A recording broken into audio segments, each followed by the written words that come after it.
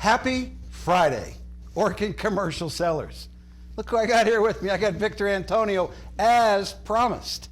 Hey, just to give you an idea what we're trying to do here, and so if you want to come over here, I think what I want to do is just kind of set the stage for what's going to happen today, and really just give you an idea of what we're trying to do here. So this is now the fourth broadcast that Victor and I have done together live. So we're seeing how that works out. We've had some bumps along the road. We did 2 of these last week for our residential sellers, and we did 1 earlier this morning for kind of our East Coast. And believe it or not, we even had a couple of West Coast folks on the early morning broadcast today. But my goal is really simple, and kind of the vision is to just get out in front of you, share some ideas, maybe some different approaches, maybe some best practices from some of your peers, and then certainly get you access to Victor's content.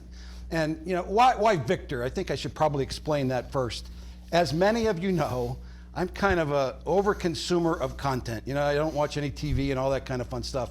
You've probably heard that story before. But what I do is I really consume a lot of content trying to make myself a better person and certainly a better salesperson. And really how Victor comes to us is really an event that happened like 11 years ago when Sonia, who's on the call here, Sonia Graham's on the call here, we were in charge of the sales for the Northeast Division. And what we were trying to do, you know, I'd been in charge of that group of salespeople for probably 5 or 6 years, and I knew my message was getting stale. It was like, oh, here comes Ed, he's gonna say this, he's gonna say this, same old, same old, same old. So I wanted to find somebody else and introduce somebody else to talk to my team and to help my team. So me being me, out on YouTube one night, you know, I bump across this guy, Victor Antonio, and I'm like, I kind of like this cat. You know, I like his approach. I like his different spin on things. It's new. It's refreshing. You know, I've consumed everybody's content out there. So we settled on Victor, and what we did back in the day was we contracted Victor to come in and help us with our advanced sales classes. And back in the day, we used to bring our high performers in for a little bit of an additional training. You know, maybe sales 202 instead of sales 101.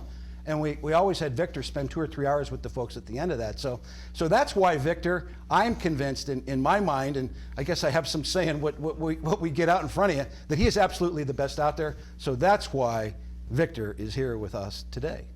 Tell him about Victor. Who's Victor? By the way, just to let you know, we actually can see some of you guys. Let me see. Yeah. I always like looking at the screen.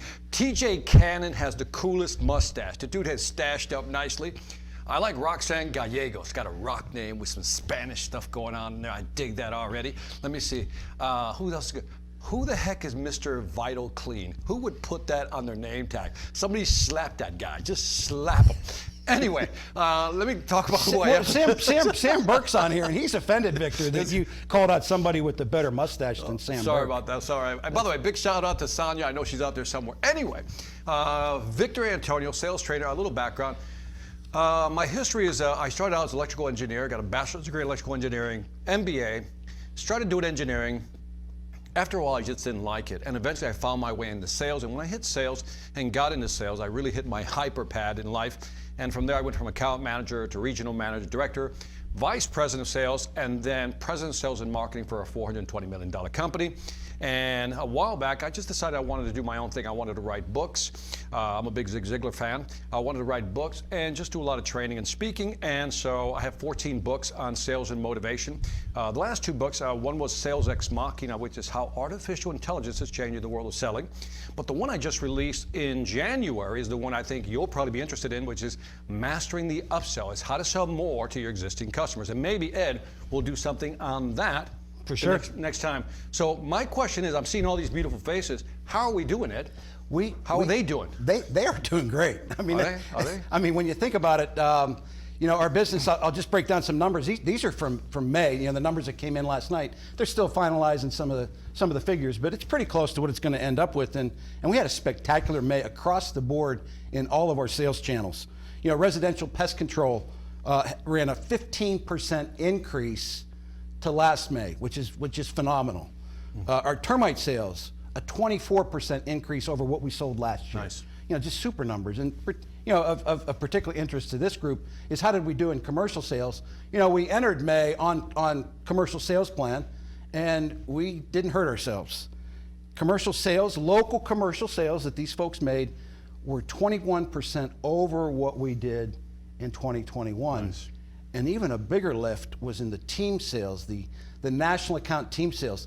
Our national account sales really 75% of our national account sales are generated by you folks in the field. So this team sales piece is a big piece for us. And those team sales in May were up 43%.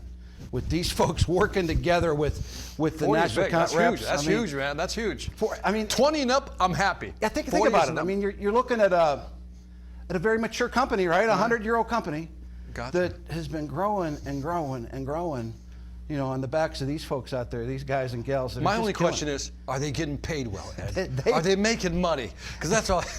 Are they doing well? They are getting paid well. All right, good enough. And to kind of tee that up a little bit, you know, there's different ways of counting sales here. You know, as many of you know, I started peddling this stuff for Orkin back in '83, and I never really cared what I sold. I want to know what hit my pocketbook. What did I get paid on? Net. So I could sell it, and the net, what gets done, minus my chargebacks that I would have, that was what was important. So what I've got teed up for us here is the top 20 account managers in all of Orkin land for the months January, February, March, and April. I don't have it yet for May because, you know, our systems are a little slow. We're a little slow on that part of it. But for the first 4 months of the year, these are your top 20 account managers in the company. So we're about to see the 20 badasses. We're going to see basically 20 what we're going to see. Yeah, all right, let's see this. So Stormy, roll that tape.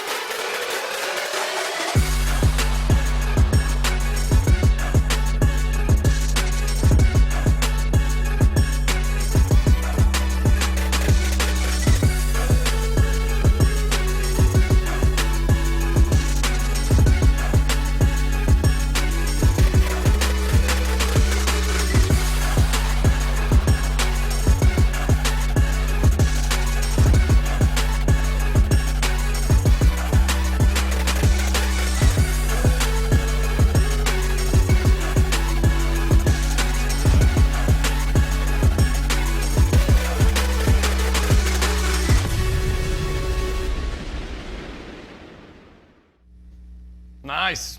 Chris Pierce killed it, man, at the end. Well done, man. Well done. Big numbers. Holy, that's a lot of money. Those 20 folks were responsible for over $5 million in sales. Nice. In the first 4 months of the year, which is just spectacular. You know? By the way, I noticed a lot of California up there. There is a great representation. Because in the residential, they were mostly on the East Coast, right? Yeah. My thumbnail observation of the numbers, so I guess California has their act together. By the way, my favorite name on that list, Hamlet Bauyesa. What a name. I mean, who would call you Hamlet? But dude, you're killing it with the numbers. Maybe it's because of the name. I don't know anything, but anyway, go ahead. Yeah, I mean, just great performances. You mentioned Chris Pierce. Chris, as many of you know, is like the all-time Orkin commercial salesperson. Wow. I don't know, Chris, you're going to holler at me if I get this wrong, but I think this past year was his 33rd consecutive year of going to President's Club, which is just crazy good. That's awesome. Can't even imagine the millions and millions that he sold. That's amazing. And he's the top guy. Wow. One of the other things about the list, when you got the Chris on the top of the heap, there are 4 folks on that list, 4 out of the 20, that have less than a year's experience here. Really? Wow. So that's amazing. You could be around forever. Yeah. But you don't have to be around forever to go You make don't have to be around forever. I would really like to interview those 4 people. Because what's the average month? What's the average month that they've been with the company? I think it's 4 or 5. I mean, really quick starters. Wow, amazing. Really amazing. quick starters. Must have been your training. No, it wasn't my training. It was their effort and their skills. I probably would have got in their way. Yeah, the other thing, when you look at lists like this, and we had this in the residential piece too, it always surprises me when people, you know, I hear the noise. Well, she's got a better territory than I do. He's got a better territory than I do. Their economy's better. They have better weather. They have this. They have that. They have this. When you take a look at that list, we got like all the way up in Seattle, our friend Shane, who was on the earlier call, all the way down the whole coast of California, we got representation. Then you can straddle all the way across up to Boston and bring it back here even to Atlanta. And all, as Jason Aldean says, those flyover states in the middle, representation.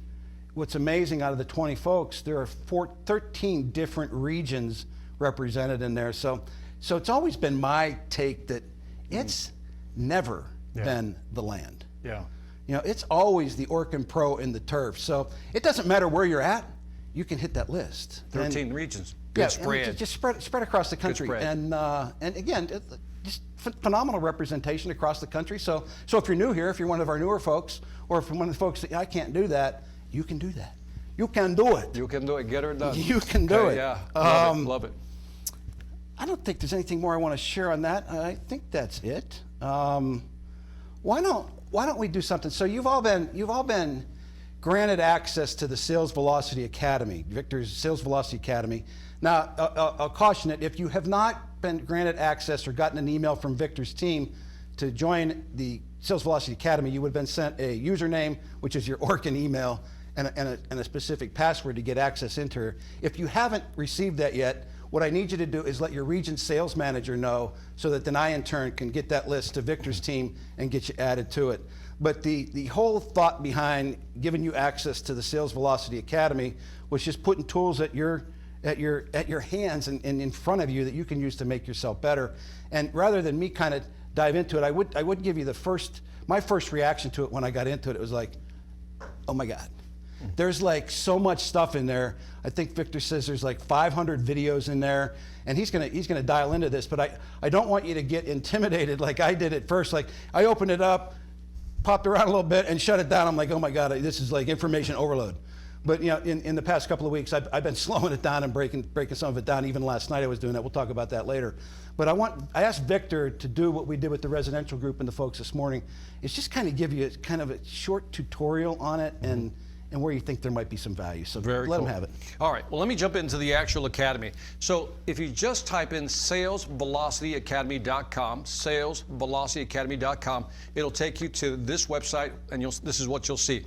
Now, the way I designed the academy, there's about 50, 60 courses with over 500 videos, but you come in here, you log in first, and here's what you're gonna see. You're gonna get access to all my books. There's some manager courses here, but I want to start here, the Sales Velocity Academy. And you see the 7 P's of selling. And here are the 7 P's. I've categorized them. So for example, starting from the left to the right, process, how to create a sales process. There's different courses in there on different types of process, like presentations and sales process. Then there's pricing, how to negotiate, how to set pricing, how to discuss pricing, prospecting, getting new business, how to leave a voicemail, for example. Product IQ is how to learn your product, how to position the value. Positive mental attitude, got to stay positive, so I got some stuff in there to kind of keep you motivated. Persuasion, my favorite category, is how to nudge people without pushing people, how to present information. And the last one is presentation. That's the 7th P. Now, next to it is something called Victor's Inner Circle. Just an FYI, every month I do a ask Victor anything you want, and I call it Victor's Inner Circle, so you can join me on that. But anyway, let's go into the actual courses. Let's say that, you know what, I want to work on my persuasion skills. So I click on that, and then here are all the different courses in there. The first one here is called Inside the Customer Brain. One of my favorites because it really tells you how people think and how buyers think and how they make decisions, and then how you can line up your presentation to make sure they'll make that decision. The next one is Blocking Objections, another great course. And you guys can read the rest here. But let's just say for this category of persuasion, let's say I want to learn about blocking objections. Now, this course is probably the most valuable course in all the Sales Velocity Academy. If you learn this course, you will increase, guaranteed, not maybe, not kind of, guaranteed your close rate will go up. So I would start with this course. But as you can see, each of these videos is about maybe 3 to 5 minutes, Ed. So, and you've gone through it. What would you suggest to these folks? Because I do have B2B content and B2C content. what would be some of the courses? What are some of your favorite courses that these folks can use? Yeah, so I would lean this way, and what I would say is, you know, we brought Victor in, like I said, 10, 11 years ago when really the response block selling book first launched. So that's what Sonia and I trade on. So that's kind of like my go-to. I think that's what you hung your hat on to, you know, to kind of launch your career that's been so successful. So I'm a huge fan of that. The response block selling, I agree with Victor. Since we met Victor and Sonia and I worked through these scripts and did the clunkiness when we first got into learning this approach, I have not had a customer, I promise you, I have not had a customer in 10 years tell me you're higher priced than everybody else, because I always beat them to the punch and I block that objection. I work for Orkin. I know I'm going to charge more money, so why don't I push it out on the table as Victor teaches and scripts and let them know that, so it never comes up again. You know, if they try to say it then, well, I told you that, you knucklehead. You know, yeah, we already talked about that. So I would recommend that, but we got into a bit of an argument, a friendly argument in the last broadcast. So last night I went on a deep dive in Client Says, where it's Victor's strategies. We're going to take a deeper dive into it as well, but I got into that last night, and so I'm texting him last night and sending some emails back and forth with him and his daughter, and I'm like, and then I walked in this morning and I said, I think I would do that one first, because I think that helps us handle objections, and that's where we got into our argument. It walks you through every objection you've ever heard out there, right? So you fine-tune the 3 or 5 that you get, and then you kind of script yours out. So I thought that might be the best way to start, and then start to tackle this blocking objections. Right. But Victor said, no, don't do it that way. So tell him kind of what we talked about. So let's set the frame here. So we're going to tap into something here called the Client Says, which is how do you handle objections? But then if you take a step back, if you study blocking objections, and if you do it well, by the time you get to the end of the presentation, there won't be an objection. Now, once in a while, one of those objections will slip by your blocking, right? And so we still have to handle that. But I'm saying right now to you, if the only course you want to focus in on that is high leverage, that'll help you close deals, blocking objections. There's also a book called Response Block Selling that goes with that. You do have access to that as well. I would start with that course first. And as soon as you finish that course, then, Ed, I would go straight to Client Says. Cool. So let's jump into Client Says. Let me just add a couple more things to it. We know how to work with each other. We've been doing it for so long. I think the cool thing about the Academy is it comes in chunks. You know, there's 500 videos. There's nothing really, most of them are 3 to 5 minutes. They're easy to consume. I think one of our sales managers started going through one of the series of courses in some training that they were doing live with their team, and they were going to show 3 or 4 of the short little videos, and the salespeople said, give me more, give me more. In a sales meeting, salespeople saying, I want to hear more, that's kind of weird, right? Like they just want to get out of there and go hit the road, but they were asking for more. The other piece that I think is vitally important is there's different ways that we learn. You know, and you know, I'm kind of a YouTube short content kind of guy. You know, I'm a TED Talk kind of guy. Give me my bursts. Give me 3 to 5 minutes. Give me 10, 12 tops. You know, don't put me in front of a camera for an hour. Don't ask me to learn that way. But there are folks out there that learn by reading. And I think what's cool about that is that you have access to download all of Victor's books inside the Academy. So if you're one of those folks that wants to nut and bolt it through and read through it, it's there that way. I think that's what's super cool about you've taken into consideration in the podcasts that are in there the different ways that people learn. And Absolutely. So yeah, I didn't mean to jump through that, but I want to make sure I got that across. And again, don't be overwhelmed. I literally was overwhelmed, and I can't express it upon you enough that it's taken me a time to how do you eat an elephant 1 bite at a time? I'm starting to bite it and take it 1 bite at a time versus, because I opened it up and shut it down. It was like, oh man, this is too much. Right. Probably shouldn't tell you that, but that's what happened. No, but that happened. So my recommendation would be just 1 course a week. And again, a lot of these courses on average total are probably 30 minutes, maybe even less. So that's easy commitment, right? You can watch a couple of videos, and again, you can access it via your phone and watch the videos on your phone as well. Yeah, and I've been talking to the team for years about trying to find, 15 minutes in your day to invest in yourself. My 1440 message. We all got the same level playing field. Can you find 15 minutes to devote to your professional development in your day, be it early in the morning, be it between appointments, or be it later in the evening, to invest that time? And I think if you spent that 15 minutes climbing through this academy, I think you'll like. And it's very low on fluff. I try to give you high concentrated content. There's not a lot of storytelling. There's not a long-winded thing. So let me jump into this one. Before I do jump in, Andrew O'Brien says, tell Victor I like his haircut. Bald men need to stick together. Yes. Dude, I just need to bring some like anti-shine to my head, man. This thing is just too much beaming.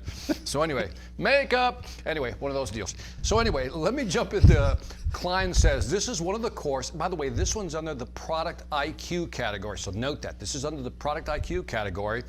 Titled, the course is called Klein Says. A Guide to Handling Objections. So we're going to handle the big objection that we often get, that we all hate to hear is, let me think about it. Oh, I hate that one. Because what do you say to that? What do you got to think about? How long do you have to think about it? Can I get back to you? Can I call you back in a week? And it never works out. There's always this uncomfortable feeling. Say something, give me something on that, Ed. Just experience doing a lot of ride-alongs, right? When somebody says they want to think about it, I've seen all sorts of responses, and a lot of them are really bad. Like almost sometimes, I see the salesperson get up out of their chair and jump across the table and say, "What do you want to think about?" Right? I mean, maybe not that dramatic, but you see that wall get thrown up because the salesperson at that time, they've done a killer job. They've done everything perfect. The customer flips it back and says they want to think about it. They get defensive. Right. They get defensive, or maybe even worse, they start fishing. They say, well, did I explain this? Or they get the puppy dog thing, right? Where they say, oh my gosh, there must be something, Miss Customer, there must be something I didn't share with you, that puts you in this position. Some of that old Steve Brown training that we got way back when. But I mean, you got to think about that because there's a wall. What if there's a better way to do it? And again, I love this approach. That's why I asked Victor to share this one with both the residential folks and you folks, because it starts to funnel it down. Because you don't know what they want to think about. And if you go fishing, well, is it this? Is it that? Is it this? Is it that? And you start interrogating them, they're like, you got to be kidding me. Yeah. And in fact, it might be they just aren't going to buy, but they don't want to tell you. But walk through the process. So what happens is when a client is ready to make a decision, or you're getting to the point in the presentation, you don't want it to get uncomfortable. And I see this a lot. They say, let me think about it, and we don't really know what to say. And there's that moment of discomfort that's happening, and then you can just kind of feel the sale kind of slipping away. Let me get back to you, send me a proposal, whatever it may be. Here's what humans are built to do. They're built to choose one or the other, like contrast, right? We're always like this or that. That's why one of my favorite courses is How Clients Think, Inside the Customer Brain, which is one of the courses, because it teaches you how people make decisions. So what we're going to do is use our natural tendency of making decisions with our clients. Here's what I mean. When the client says, let me think about it, and let's say that they're not interested, but here's what's going to happen. You'll say, Jill, John, this is your response. And this has got to come, as Ed says, smooth like butter when you say it. So you got to practice the script so it's natural. Say, Jill, when someone tells me they have to think about it, it's usually because they're not interested, or they're interested but not sure. Which one is it? Now at this point, they have to make a decision, because you've pretty much laid it out very obviously, right? This or that. Now, I always use hand gestures, so I always do this. They're usually not interested, or they're interested, but not sure. Which one is it? Palms up. Palms up. Palms always up, right? And that's almost like the asking. Now, let's go with the worst case scenario first. They go, not interested, right? As soon as somebody says they're not interested, that's it. They've made a verbal commitment, they've taken a position, and it's hard to really turn this one around. This is why blocking objections is important, because this is one of those things you can block if you do it correctly. But let me just stick to this script. If they say they're not interested, well, again, all we can do at this point is ask them why they're not interested. Now, again, the probability of turning this one might be difficult, but the one thing we can garner from this is if they're not interested, we can stop selling and now ask them, can I ask you why you're not interested? I'm going to stop selling right here. I don't want to sell. I just want to understand what is it about our product or our service offerings that is holding you back. And I'm not trying to sell you. I'm just trying to understand where we may have missed something. And what you're trying to do, if you do it in a very empathetic way with the right tone, the customer's going to say, well, it's this or that, and maybe there's a chance to turn it around, but in many cases, you'll just collect the information, so to speak, learn what you did or did not do, and then when you go to the next call, we just make the necessary adjustments, right? So this is the worst case. 90% of the time, people are going to tell you, no, I'm interested. So let's go to the other side now. Same thing, client says, let me think about it. Here's what you're going to see.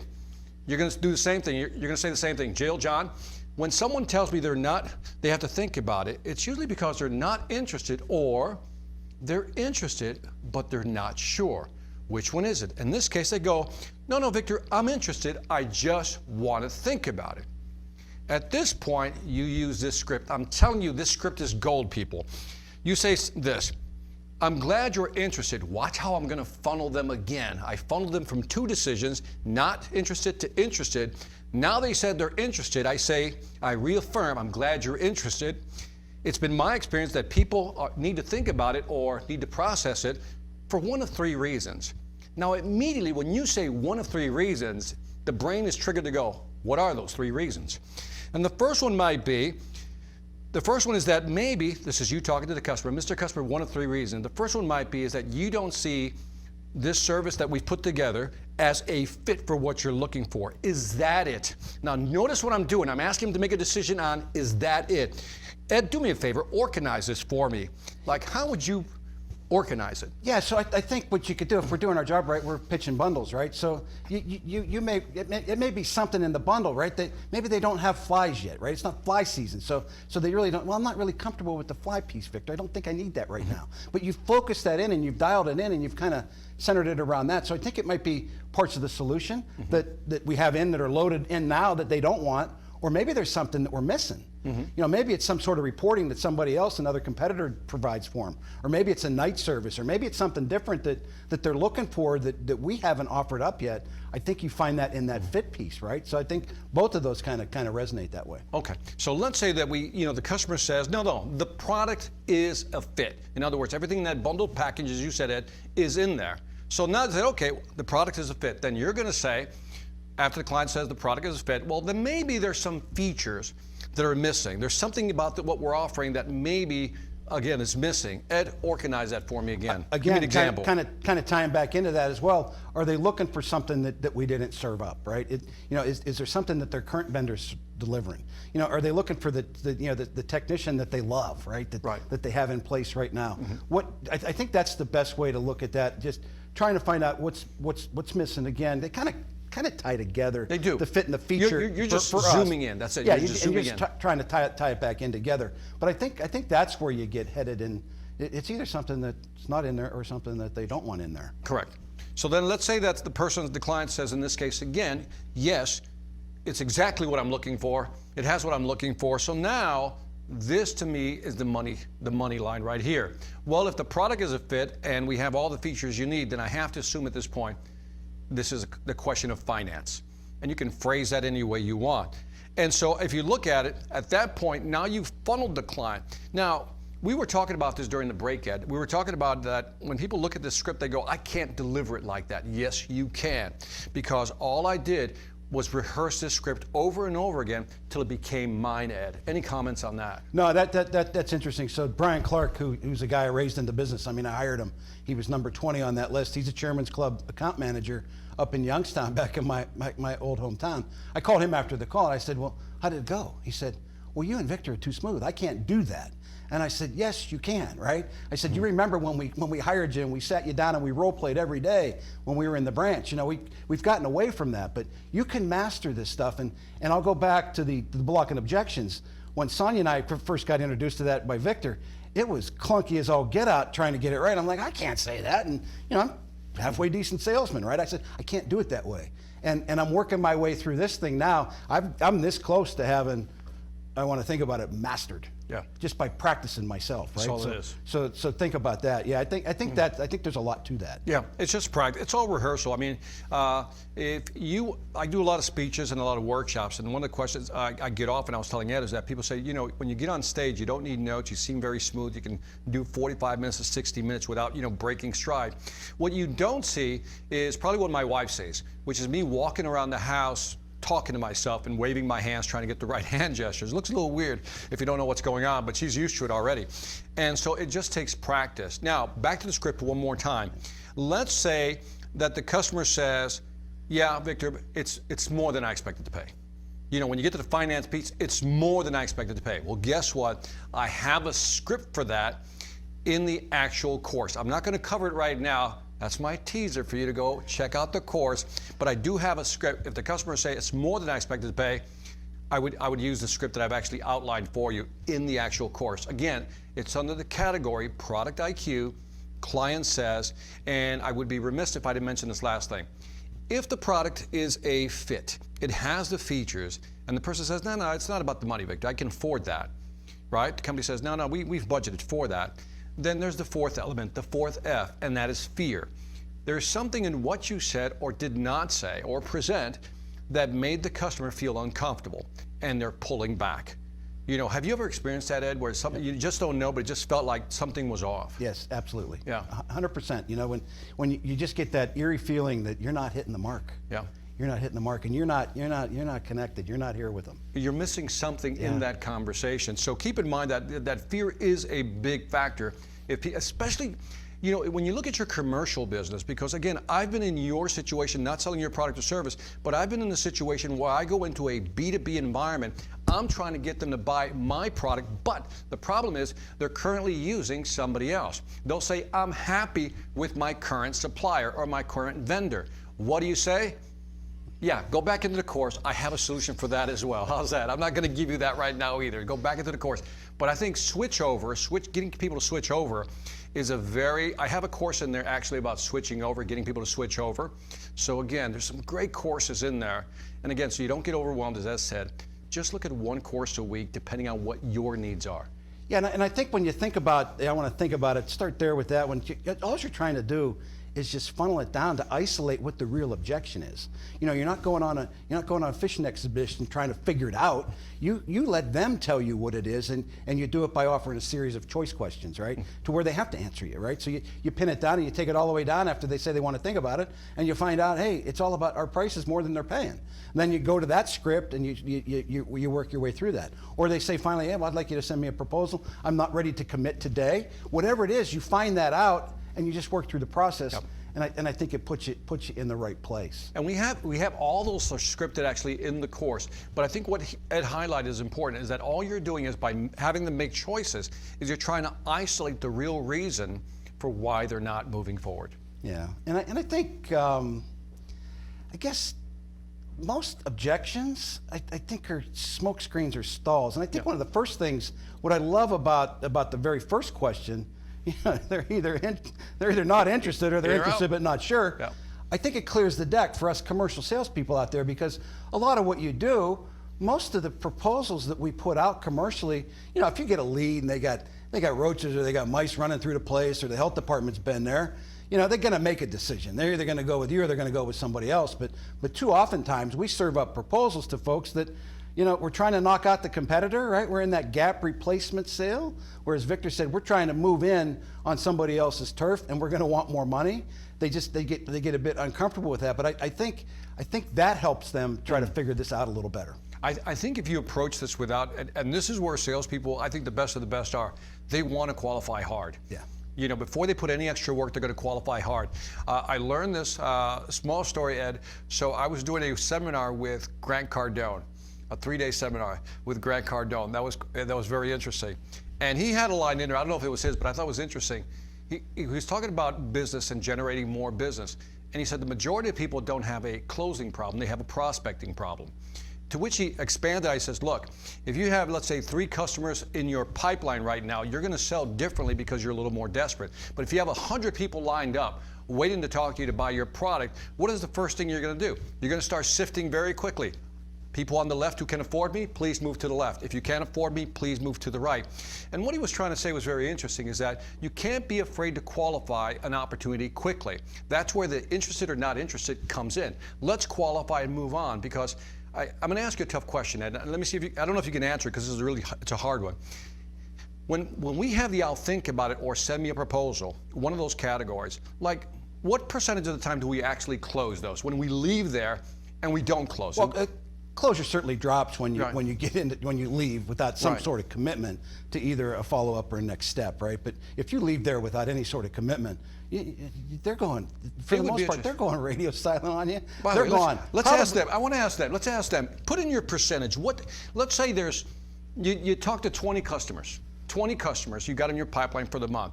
You lock down 5 of them. You got 15 still outstanding. What percentage of those are actually going to close if you walked out of there without a deal? What do you think? Let's sweeten it up just a little bit. Make sure that those 15 that you're gonna talk about are creative proposals. They're not office leads where there's a problem that they've called us to ask help for. These are ones that you've sourced out. These are ones that you've drummed up. These are ones that you've prospected your tail off. Oh, we got a number here. So Reed Seward, if I got that right, says 10 to 25%.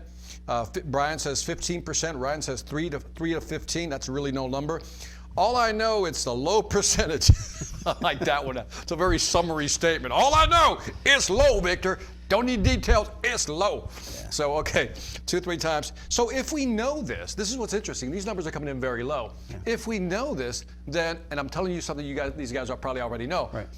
Go for it, man. Let's close it right there because we know they're not going to think about it. Yeah, and I think I still have proposals I put out in the 90s that I'm still waiting for the phone call for them to come back in. Because I went through the whole process and they're like, oh yeah, we love it. That makes all the sense in the world. You know, are you ready to move forward? Well, we got to think about it and blah, blah, blah. And they're still not closed, right? Not closed. I mean, and I think that gets frustrating. But the other cool thing about when you ask the question up front, you know, are you interested or not? It gives them the opportunity to say they're not interested, and then you can clear your deck. Yep. You can walk away and move on to the next one. Like Victor said, you can get some learnings out of it maybe, but more importantly in our business, you can move on to somebody that might buy. Right. Right. And I think that the other thing that happens there too is I think if your customers are like I am, I'm never going to tell a salesperson I'm not buying. I'm going to say, oh, let me think about it, because I want to be a nice guy. I don't want to come across and say, I wouldn't buy that in 100 years, Victor. Get out of here. Right. I don't want to be a nice guy. So I think sometimes when you ask that question, you allow them that opportunity. If somebody teed it up that way, I would say, yeah, I'm not interested. Yeah. And then it's clear because you made it easy for me to say, go away. And again, once they say go away, I'm not interested, then you can dial in. You can get pretty aggressive at that point. And then at the end of the day, like you said, you can learn something from that too. But absolutely, it gives them an out. Yeah, you're reminding me of when I was a manager and I had salespeople underneath me. Tell me if this has happened to you. And the salesperson comes back. I said, "How'd the meeting go?" They're like, "It went great. It went fantastic. I'm gonna lock that down. It's a done deal, right?" And you know, a month passes by, nothing happens. The deal loses. And you know, they're victims of happy ears. Mm-hmm. They hear what they want to hear. Just the vision of happy ears is always disturbing to me. But anyway, it's a good analogy. That sometimes we want to hear what we want to hear. I'm like really guilty of happy ears. Have you? I think like everything's going to work like out. Too right? happy. We're going to win, right? We're going to win. We're going to win. No, I think that's really good. We should have a happy ear award. Maybe we could. Happy ears. This is the person that's come back with 1 million proposals and hasn't closed any of them. You get the happy ear award.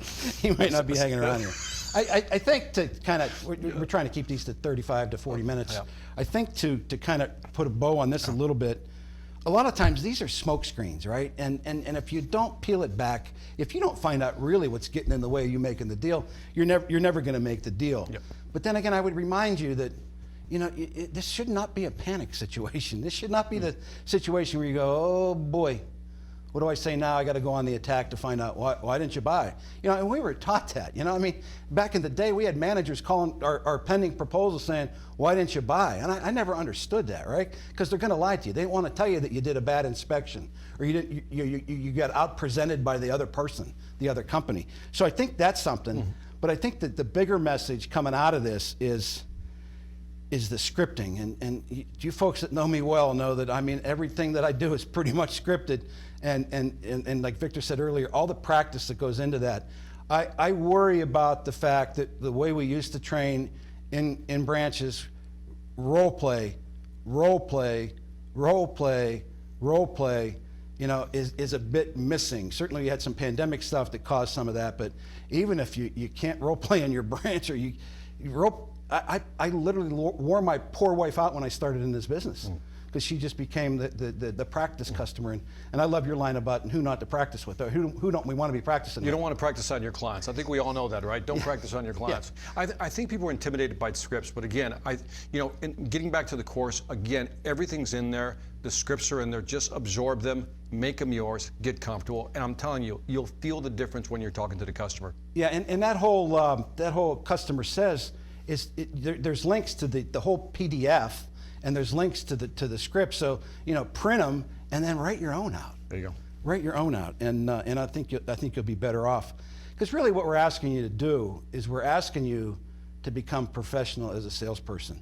You know, those folks, those 20 folks that got popped up early, them cats get it. Them guys and gals already get it, right? They got this figured out. But it was amazing that some of the feedback I got from some of the folks that were on that list from what we did the first session, they said, boy, I picked some stuff up. But at the end of the day, I know how to play golf. I know the rules of golf. So maybe you know the rules of selling and you know how to sell. But I can't shoot 100 because I don't practice enough at golf. So I would ask you to kind of make that comparison. You know, are you practicing your craft to be the best at it? You know, will you get this thing down and get it memorized so it becomes not scripted coming out of your lips, but butter smooth, as I like to say, that you own it and you don't hit the panic button when somebody says, I want to think about it. You say, I got them now. We're going to find out what they're thinking about. And then you have that comfort level going in and doing that. I don't know. We want to be Orkin Pros, right? We changed our whole branding to be Orkin Pros. Go pro. Let's go be Orkin Pros. Go ahead. I like what Jay Jolly says here. Continue to follow up on all proposals sent. I'm with you. Some take some time, and some are instant if the right expectations are expressed. I agree with you 100%. Yeah, and I mean, I just love the fact the folks that are popping in here, these are the cats, most of these guys are on the list. Okay. Oh, were they? Jesse's Okay. on the list, So you know, the best Reed's of the on the best, list. You know, I mean, just a whole bunch of them. So Not surprising. So learn from those folks as well. Anything else you want to add? No. Because I just got a couple housekeeping tips, and then we'll let them get on their way. Just a couple housekeeping tips real quick, and then we'll get you out of here. We send a lot of content out of these Atlanta offices, you know, and we send out this Advantage Digest bulletin, right? So I'm guilty of not opening it up sometimes, but I would encourage you account managers to make sure you open up that Advantage Digest. Let me tell you what was in the last 2 Advantage Digest posts. The first one was the announcement of our relationship with Hilton Supply Management, where Eric Hardaway, our national account rep for our hospitality segment, has secured a hunting license with Hilton. Something we've been out of the loop for about 3 or 4 years on that. Eric worked his tail off, got us back in there. Now we've got the opportunity to go out and chase 11,000 properties that we don't service right now. And if you get in that Advantage Digest, it gives you all the sales support, all the marketing support, tells you how to sell ProAct, gives you all the pricing, you know, even the folks that are new. So jump into that stuff. I worry all the time that we send so much stuff out that none of it gets any attention. So that's the first one that I would remind you. And then just last week's Advantage blog mentioned something that just happened Monday and the previous Monday. It was the announcement on Orkin Eclipse. Whether you realize it or not, all of our current commercial customers were sent 2 emails. One on the 21st, 4th of May, and one this Monday, May 31st, prompting them or serving up our Eclipse mosquito program for our commercial customers. So think about the marketing teams blitzing them from this end. You know, what if you circle back and say, hey, you know, did you get the mosquito information? You know, using that as an inroad. And we published at the same time the top mosquito list, the top cities around the country. So you got all that stuff kind of coming, and it's certainly mosquito season. I was sitting out on my deck going through my Sales Velocity Academy last night, and I got tore up with the skeeters when I was out there. I probably should sign up for our service, but maybe I'll do that. Lead by example, Ed. Lead by example. Lead by example. It's pretty cheap. Hey, Gordon, get on him, Gordon. Get on him, Gordon. There Hey, you go. just a couple more things, then we'll get out of here. We flipped the deck on President's Club, and we made President's Club last year. It ended in December, and again, those of you that know me know how passionate I am about going to President's Club. I think it's the ultimate reward for what you do out there. And I worry when we've got the measurement period ending in December. You know, as much as the commercial business doesn't need to be seasonal, there's a bit of seasonality to it. What I don't want you doing is trying to play catch up in November and December to punch your ticket to New Orleans. You know, you used to be able to catch up in a hurry, and when it ended at the end of June, so you had May and June and, you know, all that kind of stuff to build up. But I would encourage you at this point in time to get ahead of that game, so you're not trying to track down $12,000 in December. So get ahead of that. The goals, as a reminder, are $570,000 for our account managers in net started business to qualify for President's Club. Lots of those folks in the top 20 will show up in New Orleans wearing the gold Chairman's Club jackets. That goal is $775,000. And for our folks that are new, the top rookie above $425,000 also attends the trip. And then the last thing I've got is something that's super exciting, again, very timely. You got an email on Wednesday that announced your opportunity to enroll in the Employee Stock Purchase Program. For those of you folks that were in it before or in it currently, it's a dramatic change. I was not in it before. I used the 401k to get my stock match, right? But I'm jumping into this one because here's the difference. And understand, I'm going to put a little caveat. I'm not a financial advisor. But here's what's going to happen. You have until June 17th to enroll in the program. You can put whatever dollar amount you want to put in there. Let's use $1,000 as an example. Let's say over the next 6 months, till the end of the year, you decide you're going to have it come out of your payroll deduction. It has to come payroll deduction. You put that $1,000 in there. What they will do is you will buy the stock at 10% off the lowest price, the lowest sale price from July 1st all the way to December 31st. So it eliminates any risk you have in the market in those 6 months with your investment of $1,000, gets you the lowest price, and the only caveat is you have to hold it for 12 months. I think there's a limit of 25,000. I'm going to figure out what I can do to do what I can, but I mean, it's just a great benefit that is sweet. Super cool. That's sweet. That's sweet. Yeah. I've never heard that within 6 months, whatever the the lowest lowest price. So That's it takes all the fluctuation out of the market for you. That is and interesting. puts you in a good position. And you folks that are in our 401k and stockholders know that Rollins stock has been very, very good to many of us here. So we'll leave it at that. Again, just the last reminder: just practice and just I can't impress upon you enough. Don't get overwhelmed by this stuff. Take the time to break it down. Right? I love it. I love it. I'm going to close out with Roxanne's statement here. Follow Friday. It's the best day to follow up on previous proposals. Ask for the business. Hashtag just ask, baby. Just ask. Jesse Jolly, you got Why nothing not? to worry about at 775, by the way. Yeah. You guys are going to rock $1 million. Yeah. On that, let's get out of here. Again, the goal is we'll see you once a month, and I appreciate y'all attending. Well, I would love feedback on your group meets or any email that you'd like to share on the content of the broadcast so we can continue to make them better for you. Thank you, guys. That's it. Appreciate y'all. Go Rollins.